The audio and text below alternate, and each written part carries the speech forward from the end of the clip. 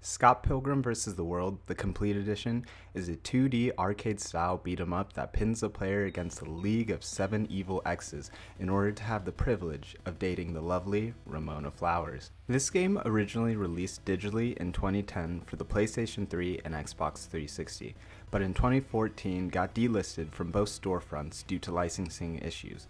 After becoming a solidified cult classic and now being a limited run's biggest release ever in just under 3 hours, does this resurrected obscure Ubisoft game live up to the hype, or has the rose-tinted glasses once again blinded us from the truth? This game has been lovingly crafted and is chock full of charm, from the dazzling pixel art aesthetic to the catchy chiptune soundtrack. This game is really for the fans of Scott Pilgrim and everything that it embodies. It loosely follows the same story that both the graphic novels and movies lay out. Scott falls in love with Ramona Flowers, but if he wishes to continue dating her, he must first defeat the League of 7 Evil Exes. While that is technically the plot, aside from the opening cutscene that plays upon every launch of the game, storytelling has been left on the back burner, which puts the gameplay on center stage. That is not necessarily always a negative, especially for a video game, where engaging gameplay is an integral ingredient to a good game.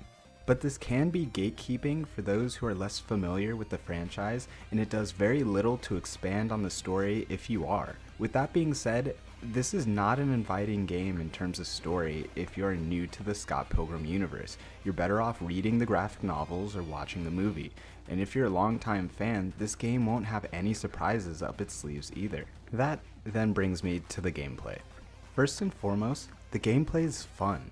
I was worried that coming back to this game after all these years would leave me with an aftertaste that I should have just left this game in my past. Well, I can say with a breath of relief that that's not the case. I'm glad that people can still play and experience this work of art, although there are some caveats that hold this game back significantly. Up to 4 players can play locally or online as Scott Pilgrim, Ramona Flowers, Kim Pine, or Steven Stills, as well as previous DLC characters Wallace Wells and Knives Chow. And that brings me to my first few gripes. Ubisoft has locked both Knives Chow and online play behind a Ubisoft account. This ostensibly means I can't have access to content that I have already paid for just because I do not wish to make an account for a $15 game that I will play occasionally, casually, online. Especially with the omission of crossplay, this is an even less unforgivable sin. Surely having PlayStation Plus and, oh yeah, buying the game should be enough to have these features up front. Ubisoft, do better. But where were we? Oh yeah, the actual gameplay. There are 7 levels, each tailored to a specific X. For example, the Lucas Lee level, you fight on a set, and for the Todd Ingram level, you fight at a concert venue. This keeps each level feeling fresh and distinct from the last. Fighting is also quite enjoyable. Each character has their own movesets with a light attack and heavy attack, which can be expanded on by gaining enough XP and leveling up.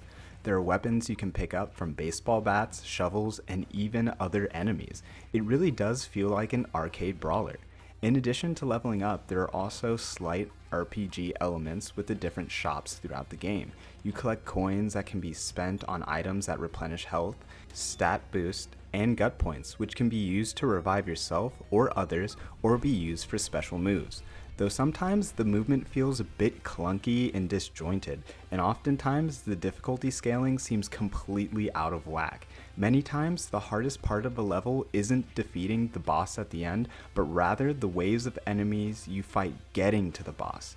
Despite these minor flaws, all of this put together still makes for a good time whether you're playing couch co-op, online if you choose to make an Ubisoft account, or even if you're playing solo. Finally, that brings me to the extra game modes: Boss Rush, Survival Horror, Battle Royale, or Dodgeball.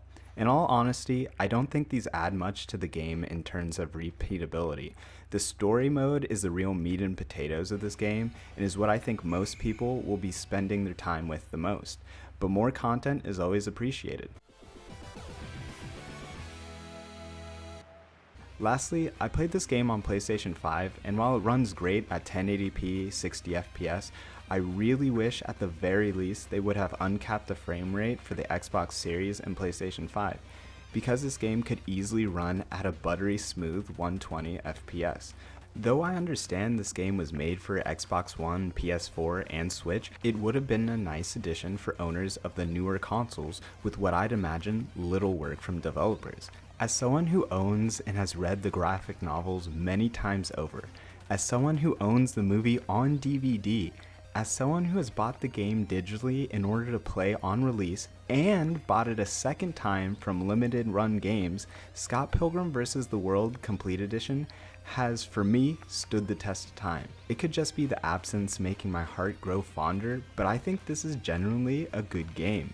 By no means is this game perfect. Locking content behind a Ubisoft account, the obtrusive movement and difficulty curves at times, and the lack of meaningful storytelling are all heavy detractors. Though, if this isn't your first foray into the Scott Pilgrim universe, or you just really enjoy 2D arcade-style beat-em-ups, for just $15 to own it digitally, I fully recommend it. I'm giving this game a 7 out of 10. Just like any relationship, it has its flaws. But dare I say, I am in lesbians with Scott Pilgrim vs. the World, Complete Edition.